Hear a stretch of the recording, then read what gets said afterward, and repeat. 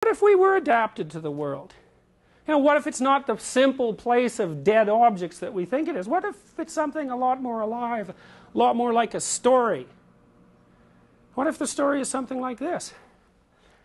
You have absolutely everything you need, but you have to use all of it. If you run away from any of it, and in particular the parts of it that frighten you, which, you know, there's endless reasons to run away from. If you run away from any of it, you don't get that piece of the dragon. If you miss even one piece, there's a chink in your armor. There's a place where you're vulnerable. If you make even one mistake, you lessen yourself. If you lessen yourself, you're going to run away more. Not only that, when someone wants to lean on you, they're not going to be able to lean on you because you'll just fall over. What if it was the case that we were adapted to the world, really adapted to it, so that if we made full use of all the talents we had, we'd be okay?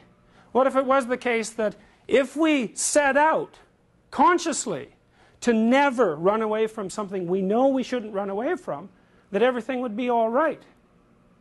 Well, you can think whatever you want to think, but this is what I think. I think it's bloody amazing that that little kid's book that I read you at the beginning of this lecture had all that information in it.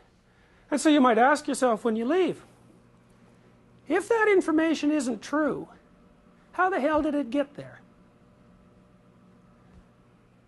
That's it. Thanks.